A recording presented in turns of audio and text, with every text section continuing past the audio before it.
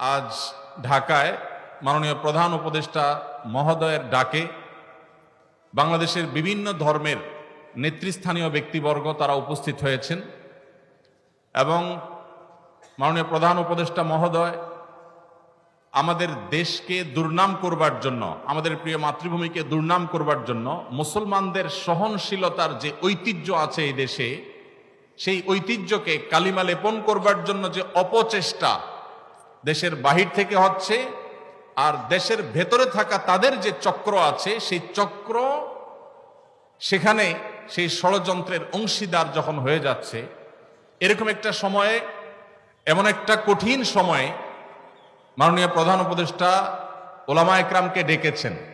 এদিকে আমার আজকে আসুন্নাহ ট্রাস্টে আসার কথা বিকাল ৩টায়। যখন রাষ্ট্রের এই গুরুত্বপূর্ণ কাজ, যেখানে আমরা ঐক্যবদ্ধ আছি কিনা এই বার্তাটা দেয়া গুরুত্বপূর্ণ।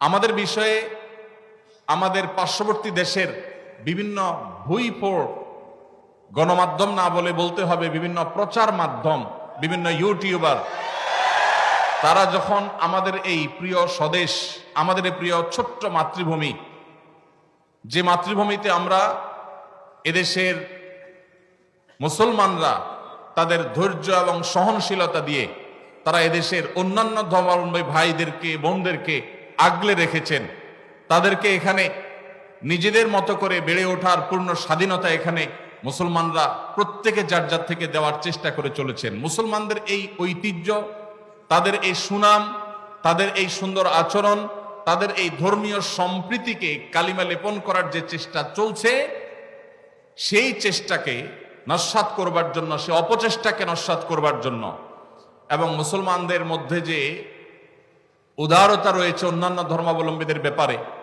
সে বিষয়ে বার্তা দেবার জন্য, অন্য ধর্মাবলম্বী যারা এই দেশে আছেন তারা যে আসলে ভালো আছেন, তাদের ব্যাপারে যে প্রপাগান্ডা চালানো হয় সেগুলো যে মিথ্যা এবং গুজব, সে বিষয়ে তাদের মতামত গ্রহণ করবার জন্য আজ আমরা একত্র হয়েছি। আজ আমাদের এই প্রিয় স্বদেশকে দুর্নাম করবার জন্য যারা যেভাবে চক্রান্তে লিপ্ত, এই দেশের মানুষের খেয়ে, এদেশের মানুষের পরে, এদেশের মানুষের টাকায় চলে কিছু মিডিয়াও তাদের দোসরের ভূমিকায় অবতীর্ণ হয়েছে। এই দুষ্ট চক্র যারা আমাদের এই ঐক্যবদ্ধ বাংলাদেশকে বিভক্ত করতে চায়, দুর্নাম করতে চায়, তাদের সে অপচেষ্টাকে নস্যাৎ করবার জন্য আমরা এদেশের মানুষ বিভিন্ন বিষয়ে, আপনার সাথে আমার মতামত পার্থক্য থাকতে পারে, ভিন্ন মত থাকতে পারে, কিন্তু আমাদের দেশের স্বাধীনতা, সার্বভৌমত্ব, আমাদের দেশের জাতীয় স্বার্থ রক্ষার ক্ষেত্রে আমরা সবাই ঐক্যবদ্ধ। এই বার্তাটি দেওয়ার জন্য আজ তিনি আমাদের ডেকেছিলেন, সেখানে আমরা একত্র হয়েছি এবং সেই কারণেই আমার আসলে এখানে আসতে একটু দেরি হয়েছে। তো ডক্টর খন্দকার আব্দুল্লাহ জাহাঙ্গীর রহমাহুল্লাহর কথা মনে পড়েছে আমার, এই যখনই ঐক্যবদ্ধ জাতি গঠন করার প্রশ্ন এসেছে তখনই মনে পড়েছে স্যারকে, এই জন্য যে আজ থেকে 15 বছর 20 বছর আগে এই দেশে ঐক্যের যে ডাক, আলেম সমাজের মধ্যে সবচেয়ে কার্যকর ঐক্যের ডাক যিনি দিয়েছিলেন, সেই মানুষটির নাম হলো ডক্টর খন্দকার আব্দুল্লাহ জাহাঙ্গীর রহমাহুল্লাহ। স্যার যখন ঐক্যের কথা বলেছেন, তিনি যখন ইত্তেহাদ মাআল ইখতিলাফ, তার সেই প্রসিদ্ধ উক্তি ইত্তেহাদ মাআল ইখতিলাফ, বৈচিত্র্যময় ঐক্য, আপনার সাথে আমার 10টা বিষয়ে মতপার্থক্য আছে কিন্তু 100টা বিষয়ে আমরা একমত আছি, যে বিষয়ে একমত আছি ওই বিষয়ে আমরা একযোগে কাজ করি, ভিন্ন মত রেখেও আমরা একসাথে চলতে পারি, এই চিন্তা, এই দর্শন ডক্টর খন্দকার আব্দুল জাহাঙ্গীর রহমাহুল্লাহ মাহফিলে, সেমিনারে, ইউনিভার্সিটিতে, ক্লাসে, বই পুস্তকে, তার লিফলেটে তিনি দিয়ে গেছেন। আজ তার বিদায়ের এত বছর পরও জাতি যখন ঐক্যবদ্ধ হওয়ার প্রয়োজন দেখা দিয়েছে, আমাদের জাতীয় স্বার্থে ভিন্ন ভিন্ন মতের মানুষ হয়েও আমরা যখন ঐক্যবদ্ধ হওয়ার প্রশ্ন এসেছে, তখন ডক্টর খন্দকার আব্দুল্লাহ জাহাঙ্গীর রহমাহুল্লাহর নাম সবার আগে মনে পড়েছে। কারণ এই সেই মানুষ যিনি আমাদের মধ্যকার মত বিরোধগুলোকে কমিয়ে সেগুলোকে সম্মানজনকভাবে সুন্দরতম উপায়ে মত ভিন্নতার একটা প্রশংসনীয় জায়গায় আনার চেষ্টা করেছেন। আল্লাহরে বান্দা তার সারা জীবন চেষ্টা করেছেন এ বিষয়ে। আল্লাহ রাব্বুল আলামিন তার কবরকে নূরে নূরান্বিত করে দিন। আল্লাহ রাব্বুল আলামিন স্যারের সমস্ত ভুল ত্রুটি মাফ করে তাকে জান্নাতুল ফেরদাউসের মেহমান হিসেবে কবুল করে নিন। আল্লাহ তাআলা স্যারের এই একমাত্র পুত্র এবং স্যারের প্রতিষ্ঠিত আস-সুন্নাহ ট্রাস্টের চেয়ারম্যান মহোদয়কে আল্লাহ তাআলা স্যারের মতো যোগ্যতা সম্পন্ন মানুষ হিসেবে কবুল এবং মঞ্জুর করে দিন। ভাইরা আমার, আমাদের এই প্রিয় স্বদেশে ছোট্ট একটা জায়গা, নানান মতের মানুষ, নানান পথের মানুষ আমরা থাকি, এত চিন্তার মানুষ আছি। এই যে এই মাহফিলে আমরা এত মানুষ আছি, আমাদের মধ্যেও সবাই কি সব বিষয়ে একমত আছি? অনেক বিষয় আমাদের মধ্যে ভিন্নমত আছে না? কিন্তু ভিন্নমত থাকা সত্ত্বেও কিছু বিষয়ে এক, আমাদের আল্লাহ এক। কোন ভিন্নমত আছে? আমাদের রাসূল সাল্লাল্লাহু আলাইহি ওয়াসাল্লাম, আমাদের কোরআন, আমাদের হাদিস, আমাদের ঐক্যের যে জায়গাগুলো, সেগুলো যদি একটা একটা করে আমরা তালিকা করি, আমরা দেখব মতপার্থক্য যদি আমাদের একজনের সাথে অন্যজনের 10টা 20টা বা 50টা বিষয় হয়, মতৈক্য রয়েছে আমাদের তার চাইতে বহুগুণ বেশি। আপনার সাথে আমার যদি 2, 4, 5, 10টা বিষয় মতপার্থক্যের কারণে আপনি আমার থেকে দূরে যাওয়াটা গুরুত্বপূর্ণ মনে করেন, জরুরি মনে করেন, তাহলে শত শত বিষয়ে যে আমরা একমত আছি, সেই কারণে কেন আমরা একে অন্যের কাছে আসতে পারছি না? ভাইরা আমার, আজ গোটা পৃথিবীতে আমরা মুসলমানরা যতটা পিছিয়ে আছি, যতটা দুর্বল আছি, বিভিন্ন জায়গায় জায়গায় আজ আমাদের মুসলমানদের উপরে যে নির্যাতন এবং জুলুম চলছে, আমাদের বিরুদ্ধে যে মিথ্যা প্রপাগান্ডা চলছে, সারা পৃথিবীর যেদিকে তাকাবেন সবচেয়ে বেশি মায়ের আমরাই খাচ্ছি, আবার দুর্নামের ভাগীদারও আমাদেরকেই হতে হচ্ছে। এর অন্যতম বড় কারণ হলো আমাদের অনৈক্য, আমাদের বিভেদ, আমাদের মতো বিরোধ, আমাদের একে অন্যের বিরোধিতা করা।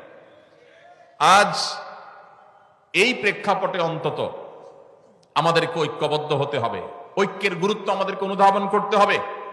আমাদের ঐক্যের যে ফর্মুলা ডক্টর আব্দুল্লাহ জাহাঙ্গীর রহমাল্লাহ দিয়ে গেছেন, সেটা মূলত তার দেওয়া। তিনি নিজে এই ফর্মুলা দিয়েছেন কোরআন থেকে, তিনি এই ফর্মুলা দিয়েছেন প্রিয় নবী সাল্লাল্লাহু আলাইহি সাল্লামের হাদিস থেকে।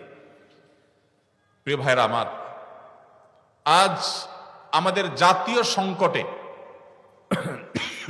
যখন আমাদের দেশকে, এদেশের মানুষকে বিশ্ব দরবারে আমাদেরকে অসহিষ্ণু হিসাবে, আমাদের মধ্যে সম্প্রীতির অভাব আছে এই হিসেবে যখন চিত্রায়িত করার অপচেষ্টা করা হচ্ছে, আমরা যারা মুসলমান আছি, সংখ্যায় যারা আমরা এদেশের নাগরিকদের মধ্যে বেশিরভাগ আমরা মুসলমান আছি, আমাদের দায়িত্ব হয়ে গেছে বিশ্বকে দেখিয়ে দেওয়া যে আমরা ভিন্ন মতের মানুষদের প্রতি আমাদের সহিষ্ণুতা, আমাদের ধৈর্যশীলতার যে দৃষ্টান্ত স্থাপন করতে পারি। সভ্য পৃথিবীর বহু দেশ আছে যারা রীতিমতো আমাদেরকে সবক দেয়, সংখ্যালঘুদের অধিকারের কথা স্মরণ করায় দেয়। তাদের চাইতে আল্লাহ তাআলা আমাদেরকে সহিষ্ণুতা, ধৈর্যশীলতার ক্ষেত্রে অন্তত এক ধাপ হলেও এগিয়ে রেখেছেন, আলহামদুলিল্লাহ। আপনারা দেখেছেন বিগত আমলের শেষের দিকে ফরিদপুরের একটা সম্ভবত মসজিদ নির্মাণকে কেন্দ্র করে বা কোন একটা স্থাপনাকে নির্মাণকে কেন্দ্র করে দুজন শ্রমিক, তাদেরকে অন্য ধর্মাবলম্বী একজন তথাকথিত জনপ্রতিনিধি নির্মমভাবে একটা প্রপাগান্ডা ছড়িয়ে গণপিটুনি দিয়ে একরকম তাদেরকে নির্মমভাবে হত্যা করা হলো। সেই ঘটনায় আপনারা লক্ষ্য করেছেন, আপনাদের মনে থাকার কথা, সারা দেশে ওলামা একরাম এই রকম দায়িত্বশীলতার পরিচয় দিয়েছেন যে ওই ঘটনার জেরে পাল্টা হামলা, দাঙ্গা, কোন প্রকার অশান্তি এদেশের মাটিতে চুল পরিমাণ হতে দেন নাই ওলামা একরাম। শক্ত হাতে ঢাকা থেকে আমার মনে আছে দায়িত্বশীল ওলামা একরামের একটা পর একটা প্রতিনিধি দল এসেছেন, তারা স্থানীয় লোকদের সাথে বসেছেন, ভিজিট করেছেন এবং মানুষকে তারা শান্ত রেখেছেন। ওলামা একরাম যদি চুল পরিমাণ একটু ইন্ধন দিয়ে দিতেন তাহলে মেসাকার হয়ে যেত। আপনারা দেখেছেন কয়েকদিন আগে তরুণ আইনজীবী সাইফুল ইসলাম আলিফকে নির্মমভাবে দিনের আলোতে অত্যন্ত নৃশংসভাবে তাকে হত্যা করা হলো।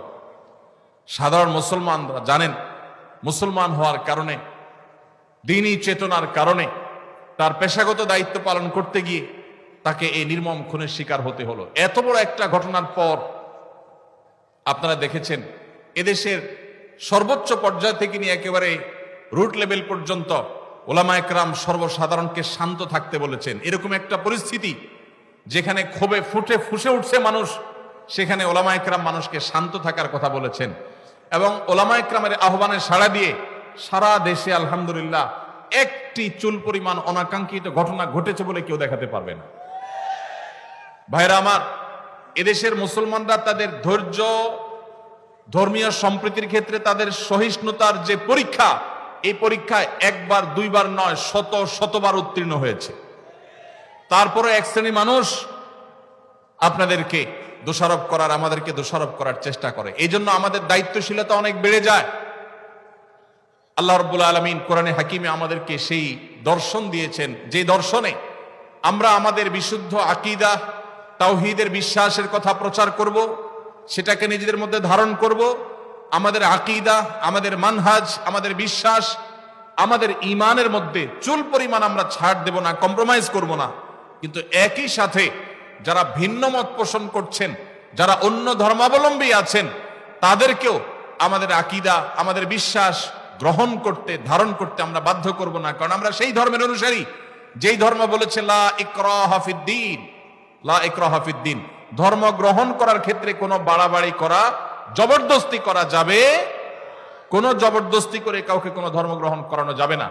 আমরা সেই নবীর উম্মত, যেই নবী মক্কা বিজয়ের পর মক্কার মুশরিক সহ সর্বস্তরের মানুষকে বলেছেন, ইযহাবু আনতুমুত তুলাকা লা তাসরিবা আলাইকুমুল ইয়াউম, যাও, আজ তোমরা সবাই মুক্ত, কোনো প্রতিশোধ গ্রহণ করা হবে না। আমরা সেই নবীর উম্মত, যে নবী আমাদেরকে সহনশীলতা শিক্ষা দিয়েছেন।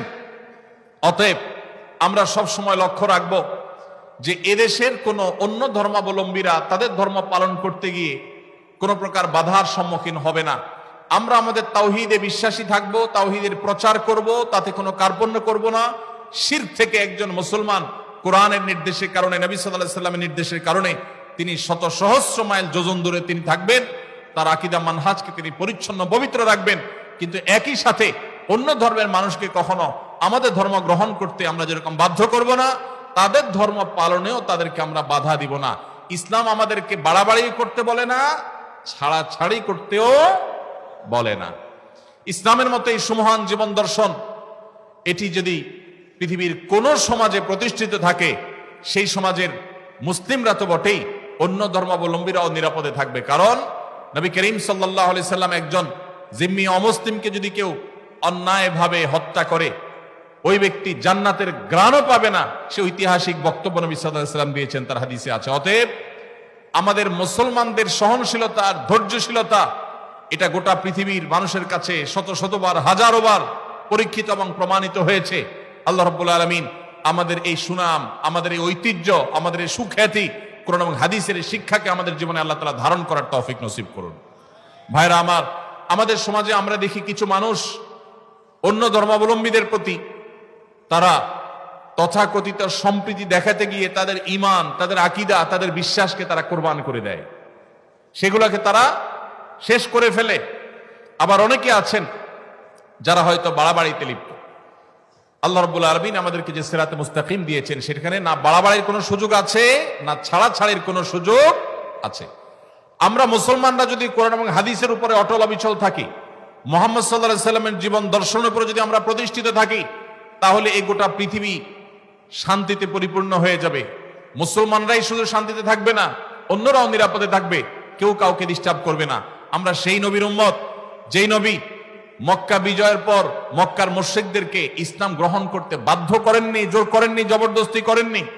মদিনায় আসার পর যখন মদিনা রাষ্ট্র গঠন করেছেন, সেখানকার ইহুদিদেরকেও ইসলাম গ্রহণ করতে বাধ্য করেননি। আমরা সেই দিনের অনুসারী, যে দিন আমাদেরকে সবচেয়ে বেশি সহনশীলতা শিখিয়েছে। আল্লাহ তাআলা আমাদের সবাইকে আমাদের জীবনের সব ক্ষেত্রে এই সহনশীলতাকে ধরে রাখার তৌফিক নসিব করুন।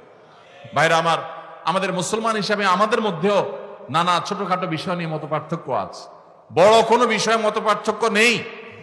আমি যেটা বলছিলাম, আমাদের আল্লাহ এক, এটা নিয়ে মত পার্থক্য নাই। আমাদের রাসূল এক, সেটা নিয়ে কোনো মত পার্থক্য নাই।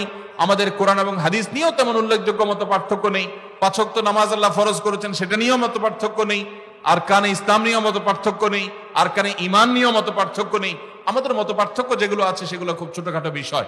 এগুলো নিয়ে এলাকায় এলাকায়, মসজিদে মসজিদে, বিভিন্ন জায়গায় আমরা যেন আমাদের সৌহার্দ্যের সম্প্রীতির সর্বোচ্চ নজির স্থাপন করি, এই কাজটাই জীবন জুড়ে করে গেছেন ডক্টর খন্দকার আব্দুল্লাহ জাহাঙ্গীর রাহমাহুল্লাহ। স্যার যখন এই কাজ করেছেন তখন এই কাজটার যথার্থতা, এটার যৌক্তিকতা বা এটার প্রয়োজনীয়তা, এটার অপরিহার্যতা আমরা এতটা উপলব্ধি করি নেই। দিন যত গত হচ্ছে, আল্লাহরে বান্দাকে আমরা হারিয়ে ফেলেছি, সেই দিনগুলো যত অতিবাহিত হচ্ছে তত বেশি আমাদের কাছে মনে হচ্ছে যে তিনি আল্লাহ রাব্বুল আলামিন তাকে এমন এক মানুষ করে তৈরি করেছেন। আমাদের মাওলানা মামুনুল হক সাহেব হাফিজাহুল্লাহ একটা কথা ডক্টর আব্দুল্লাহ জাহাঙ্গীর রাহমাহুল্লাহ সম্পর্কে বলেন। এই আসুন্নাহ ট্রাস্টের স্যারের ওয়াফাতের পর এখানকার স্টুডিওতে বসে বলে গেছিলেন যে ডক্টর আব্দুল্লাহ জাহাঙ্গীর রাহমাহুল্লাহ ছিলেন এমন একজন মানুষ যিনি সময়ের চাইতে এগিয়ে থাকা মানুষ ছিলেন, সময়ের চাইতে এগিয়ে থাকা মানুষ ছিলেন। আল্লাহ তাআলা তাকে সেই দূরদৃষ্টি দান করেছিলেন। আল্লাহ রাব্বুল আলামিন স্যারের সেই মিশনকে, স্যারের সেই স্বপ্নকে, স্যারের প্রতিষ্ঠিত এই আসুন্নাহ ট্রাস্ট, জিনেদা আসুন্নাহ ট্রাস্ট, এটার মাধ্যমে আল্লাহ তাআলা কবুল এবং মঞ্জুর করুন, পরিপূর্ণ করার তৌফিক নসিব করুন। ভাইরা আমার, আমরা আজকের এই মাহফিল থেকে আমাদের ব্যক্তিগত জীবনে, আমাদের দ্বীনি জীবনে, এমনকি আমাদের সামাজিক জীবনে অন্য ধর্মাবলম্বীদের মানুষদের সাথেও আমরা সবর, সহনশীলতা এবং ধৈর্যের পরিচয় দেব, চেষ্টা করব তো ইনশাআল্লাহ। ভাইরা আমার, আমরা যখন আমাদের নিজেদের মধ্যে মসজিদের অভ্যন্তরে ভিন্ন মতের কোনো মানুষ দেখব, ডক্টর খন্দকার আব্দুল্লাহ জাহাঙ্গীর রাহমাহুল্লাহ সেই ঐতিহাসিক বক্তব্য আপনাদের নিশ্চয়ই অনেকেরই শোনা আছে। স্যার বলেছিলেন যে আপনার পাশে কোনো হারাম ভক্ষণকারী ব্যক্তি, ধূমপানকারী ব্যক্তি, কোনো হারামে লিপ্ত ব্যক্তি আপনার পাশে দাঁড়িয়ে মসজিদে নামাজ পড়তে পারে, তাহলে আপনার ভিন্ন মতের মুসলমান ভাই, যার সাথে আপনার মৌলিক সব বিষয়ে এক ঐক্যমত রয়েছে, কিছু কিছু বিষয় মত পার্থক্য রয়েছে, এরকম কোর এবং বড় বড় কবিরা গুনাহ বিষয় মত পার্থক্য নেই, সে ভাইটি আপনার পাশে দাঁড়াইতে অসুবিধা কেন? স্যার আরেকটা এক্সাম্পল আপনাদের মনে পড়ে, তিনি বলতেন যে আমরা যখন মসজিদে নামাজে দাঁড়াই, জামাত ইসলামের ভাই, চরমনাই পীর সাহেবের মুরিদ ভাই, ফুরপুরা পীর সাহেবের মুরিদ ভাই, আহলে হাদিস ভাই, হানাফি ভাই, বিভিন্ন মতের মানুষ যখন আমরা পাশাপাশি কাঁধে কাঁধ মিলিয়ে দাঁড়াই, আমাদের ভিন্ন ভিন্ন চিন্তা সত্ত্বেও আমরা নামাজের কাতারে ভিন্ন কাতার করি না, আমরা কাঁধে কাঁধ মিলিয়ে দাঁড়াই, তাহলে নামাজের বাহির হয়ে, মসজিদ থেকে বের হয়ে কেন আমরা একে অন্যকে শত্রু মনে করি? আমরা অবশ্যই, আমি যেটাকে আল্লাহ তাআলা আমাকে যে আকলে সালিম দিয়েছেন, এটা দিয়ে আমি কোরআন এবং হাদিসের কষ্টি পাথরে হককে আমি খুঁজে বের করব, সত্যকে আমি অনুসন্ধান করব, সত্যের উপর আমি পরিচালিত হব, এতে কোনো সন্দেহ নেই। কিন্তু কোন অবস্থাতেই একজন মুসলমান তিনি তার নিজের সত্য অবস্থানকে টিকিয়ে রাখতে গিয়ে তার অন্য মুসলমান ভাইকে আঘাত করা, তাকে দুর্নাম করা, তাকে বাজে ট্যাগ দেওয়া, তাকে নিয়ে তুচ্ছ তাচ্ছিল্য করা, তাকে অপমান করা এবং মুসলমানদের মধ্যে বিভেদ সৃষ্টি হওয়ার মতো কাজ করা মুসলমানের জন্য কখনো জায়েজ নাই। আল্লাহ রাব্বুল আলামিন কোরআনে কারিমে আমাদেরকে নির্দেশ করেছেন, ওয়াতাসিমু বিহাবলিল্লাহি জামিআ, তোমরা আল্লাহর রশি সবাই আঁকড়ে ধরো আল্লাহর রজ্জুকে, ওয়ালা তাফাররাকু, তোমরা বিভক্ত হয়ে যেও না। আজ আমাদের ঐক্যবদ্ধ হওয়া বড় বেশি প্রয়োজন। আমরা মুসলমানরা আজ বিভক্ত থাকার কারণে আজ এক শ্রেণীর মিডিয়া আমাদেরকে নিয়ে খোঁচাখুচি করে, আমাদেরকে আঘাত করে, আমাদেরকে নানাভাবে বদনাম করার চেষ্টা করে।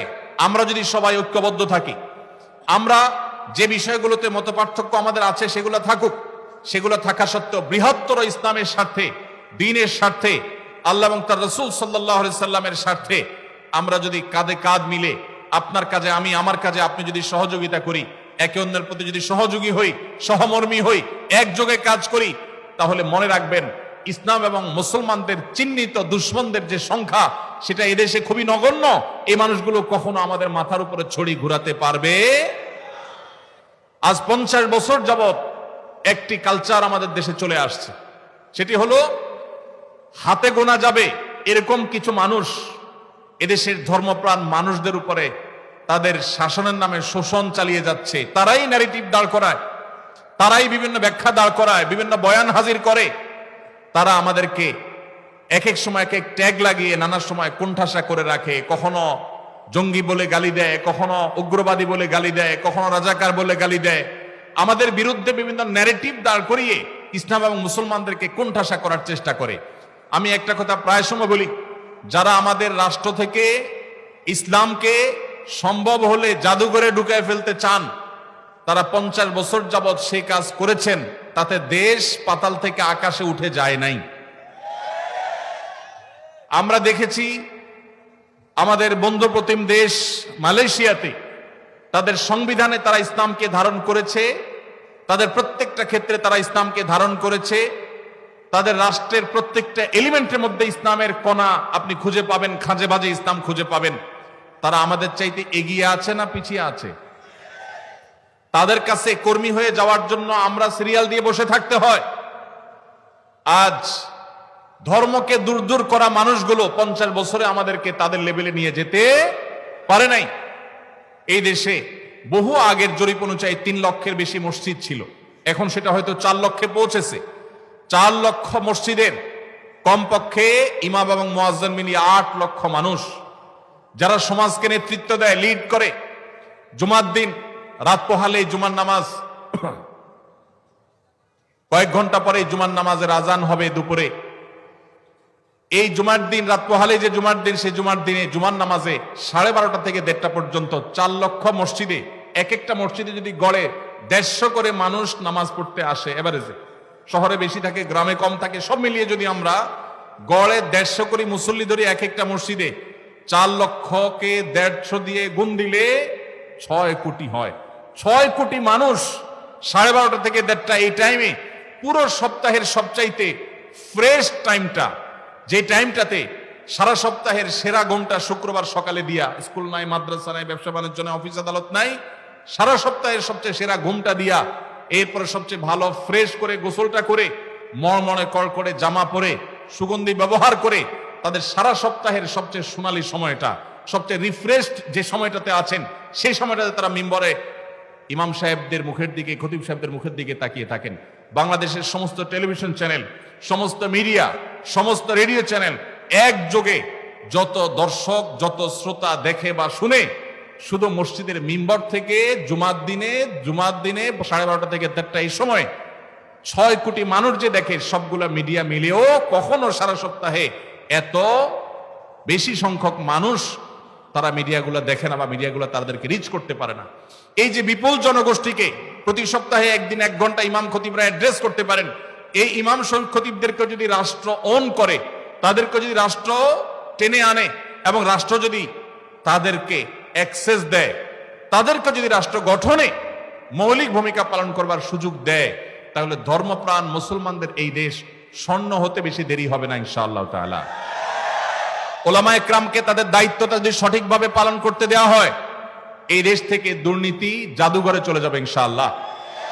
আমরা আশা করব যে নতুন বাংলাদেশে আমরা যে বৈষম্যের শিকার, সংখ্যায় বেশি হয়েও মুসলমানরা আমরা কোণঠাসা, পত্রিকার পাতা খুললে মনে হবে আমরা সবচেয়ে বেশি দোষী, টেলিভিশনের দিকে তাকালে মনে হবে, নিউজের দিকে তাকালে মনে হবে যে আমাদের মুসলমানদেরই দোষ সবচাইতে বেশি। অথচ এই দেশে এই গত কিছুদিন আগে আপনারা দেখেছেন যে দুর্গা পূজার সময় এবং বিভিন্ন সময় 5ই আগস্টে আপনারা দেখেছেন শত শত হাজার হাজার মাদ্রাসার ছেলেরা মসজিদ থেকে, আমার মুসল্লি ভাইয়েরা, তারা বের হয়ে মন্দিরগুলো পর্যন্ত পাহারা দিয়েছেন। এত সহনশীলতা থাকা সত্ত্বেও আমাদেরকে যারা দুর্নাম করার চেষ্টা করে, এই শত্রুদের আমাদেরকে চিনে রাখতে হবে এবং এদের শত্রুতার ব্যাপারে আমাদেরকে সতর্ক থাকতে হবে। সীসা ঢালা প্রাচীরের মতো ঐক্য আমাদের মধ্যে গড়ে তুলতে হবে। আমাদের এই দেশকে কোনোভাবে আমরা দুর্নাম করার কোনো সুযোগ কাউকে দিতে চাই না। এজন্য আমরা ঐক্যবদ্ধ থাকবো ইনশাআল্লাহ। সবাই চেষ্টা করবো তো ইনশাআল্লাহ। আমরা মুসলমানরা আমাদের নিজেদের মতো পার্থক্যগুলোকে মত বিরোধের পর্যায়ে নিয়ে যাব না, ঝগড়াঝাটি পর্যায়ে নিয়ে যাব না, আমরা সহনশীল থাকার চেষ্টা করব।